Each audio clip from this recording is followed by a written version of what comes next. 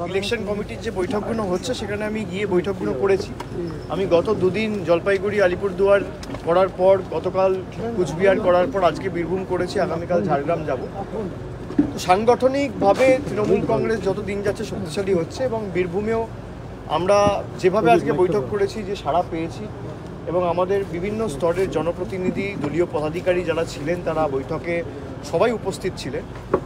তৃণমূল কংগ্রেসের জয়ের ব্যবধান দুটো আসন থেকেই আগামী দিন বাড়বে, বোলপুর থেকেও বাড়বে এবং বীরভূম থেকেও বাড়বে। জলপাইগুড়িতে মুখ্যমন্ত্রী গিয়েছিলেন, সেখানে কোনো দুর্গতদের সাহায্য করা হয়নি, কিন্তু গার্ডেন রিচে সাহায্য করলেন কি করে এই নির্বাচন চলেছে?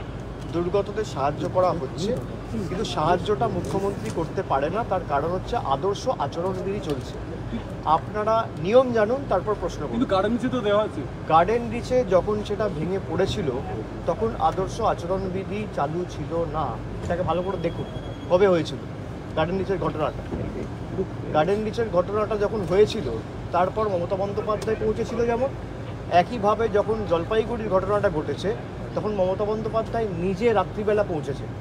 এবার যেহেতু আদর্শ আচরণবিধি চালু রয়েছে, আর গার্ডেন রিচের সময় কি আদর্শ আচরণবিধি চালু ছিল? যদি হয়ে থাকে সেটা কোনো রাজনৈতিক প্রতিনিধি দিতে পারে না। সেই কারণে যাদেরকে রিলিফ ক্যাম্পে রাখা রয়েছে তাদের যাতে সঠিকভাবে পরিষেবা পৌঁছায়, পর্যাপ্ত পরিমাণে খাবার থাকে, তাদের পাশে সরকার দাঁড়াচ্ছে এবং আগামী দিনেও আদর্শ আচরণবিধি মিটে গেলে তাদের বাড়ির ব্যবস্থা, সংসার চালানোর ব্যবস্থা সব সরকার করে দেবে।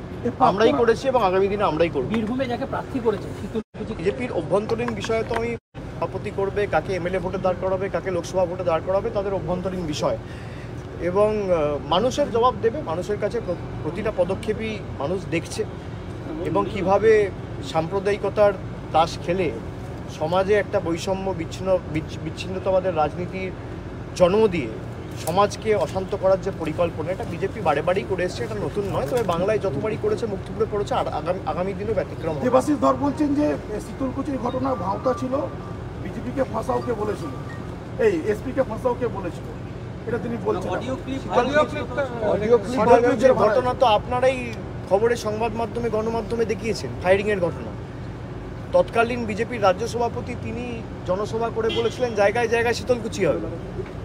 কে এসব কথা বলে? যদি এই তথ্য মিথ্যে থাকে তাহলে দেবাশিস বাবুর উচিত তৎকালীন যে বিজেপির রাজ্য সভাপতি তার বিরুদ্ধে ব্যবস্থা নেওয়া বা একটা মানহানির মামলা করা। নির্বাচন ঘোষণা হওয়ার পর আগামীকাল প্রধানমন্ত্রী আসছেন।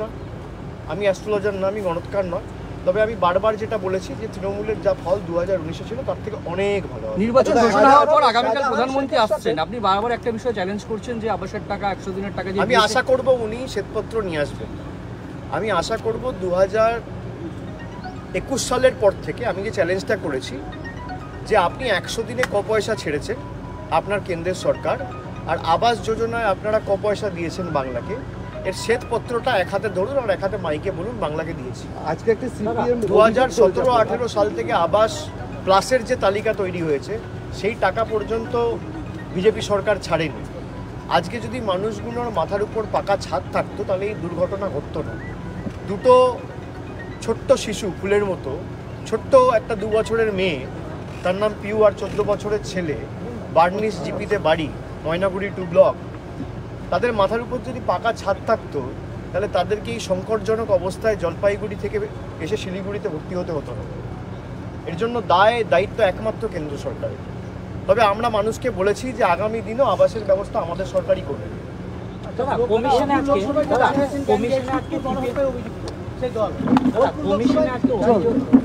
অভিযোগ করেছি যে অভিষেক বন্দ্যোপাধ্যায় বিজ্ঞাপনের টাকা 9-6 করছে, এমন একটা অভিযোগ প্রচার করছেন। তাহলে আমার বিরুদ্ধে কমপ্লেন করুক, তারপর নির্বাচন কমিশনে গিয়ে থাকে, নির্বাচন কমিশন তদন্ত করবে। আমি তো নির্বাচন কমিশন নই, এবং তাদের যদি মনে হয় আমি কোনো রকম কোনো টাকা 9-6 করেছি তাদের আইনি পদক্ষেপও নেওয়া উচিত এবং হাইকোর্টেও মামলা করা উচিত। শাহজাহান শেখের সাথে মাদক যোগের একটা তত্ত্ব উঠে আসছে, বলবেন? শাহজাহান শুনুন, মাদক পাচারকারীতে যারা অভিযুক্ত তাদেরকে বিজেপি টিকিট দিয়েছে। আগে প্রশ্ন করুন আপনি দিলীপ ঘোষ, সুকান্ত মজুমদার, শুভেন্দু অধিকারীকে। আর পুলিশ কেস বা পশ্চিমবঙ্গ পুলিশ কেস দেয়নি, কেস দিয়েছে গুয়াহাটি পুলিশ। তাকে আপনি বারাসাতে প্রার্থী করেছেন, তো খবরের সংবাদপত্রে, সংবাদ মাধ্যমে আপনারা দেখিয়েছেন। এই প্রশ্নগুলো করার মতো সৎসাহস তো আপনাদের নেই। আপনারা তৃণমূলকে প্রশ্ন করবেন, আমরা উত্তর দিচ্ছি, কোনো অসুবিধা নেই। বিজেপির বিধায়ক বলছে শান্তনু ঠাকুর হচ্ছে গাঁজাখোর, আমি বলছি না, অসীম সরকার বলছে, হরিণঘাটার বিধায়ক। আর আপনারা দেখাচ্ছেন তৃণমূলের গোষ্ঠীদ্বন্দ্ব। তৃণমূলের কোনো গোষ্ঠীদ্বন্দ্ব নেই, তৃণমূল আরও শক্তিশালী, জয়ের ব্যবধান বাড়বে। 4 তারিখ যখন ভোট বাক্স খুলবে, আমিও এখানে থাকবো, আপনিও এখানে থাকবেন। বীরভূমিতে গোষ্ঠীদ্বন্দ্ব দেখা দিচ্ছে বিভিন্ন জায়গায়, বিশেষ করে মুরারই খয়রাসর কিভাবে দাদা এদিকে সেন্টার আপনাকে চিন্তা করতে হবে না, যদি কোথাও গোষ্ঠীদ্বন্দ্ব থাকে তার জন্য আজকে বৈঠক হয়েছে এবং দল ঐক্যবদ্ধ এবং শক্তিশালী। আপনাদের যদি কষ্ট হয় তৃণমূলের গোষ্ঠীদ্বন্দ্ব হচ্ছে, তৃণমূলের দুর্বল হচ্ছে, যেদিনকে ভোটের ফল বেরোবে আপনি খুব খুশি হবেন। না, এই অনুব্রত মণ্ডলী যদি আজকে বিজেপিতে চলে যেত, ধোয়া তুলসী পাতা হয়ে যেত। বিজেপিতে যায়নি তাই জেল খাটছে। আজকে যদি বিজেপিতে যেত, যেভাবে অজিত পাওয়ার গেছে, যেভাবে শুভেন্দু অধিকারী গেছে, যেভাবে হিমন্ত বিশ্ব শর্মা গেছে, যেভাবে নারায়ণ রানে গেছে, তিনি ধোয়া তুলসী পাতা হয়ে যেত। এই 7 দিন আগে নবীন জিন্দাল জয়েন করেছে, তার বিরুদ্ধে একাধিক কয়লা কেলেঙ্কারির অভিযোগ রয়েছে। আজকে ধোয়া তুলসী পাতা বিজেপিতে চলে গেছে। তাদেরকে প্রকাশ্যে টিভির ক্যামেরায় নির্লজ্জের মতো টাকা নিতে দেখা গেছে, তারা বিজেপিতে চলে গেছে ধোয়া তুলসী পাতা। অনুব্রত মণ্ডলকে আপনি অ্যারেস্ট করেছেন গরু পাচারকারী মামলায়, গরু পাচার মামলায়। আপনি দেখুন, এখানে 10 দিন আগেও মেমারিতে ইউপি বিহার থেকে গরু আসছিল, পশ্চিমবঙ্গ পুলিশ ধরেছে।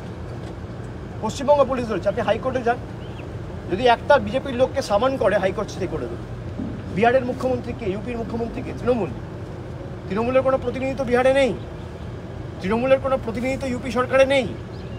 একদিকে যোগী আদিত্যনাথ, একদিকে নীতিশ কুমার, দুটোই বিজেপির মুখ্যমন্ত্রী, একটা শরিক সরকার, একটা নিজেদের সরকার। সেখান থেকে গরু আসছে, পূর্ব বর্ধমান জেলার মেমারি পুলিশ স্টেশন অ্যারেস্ট করেছে।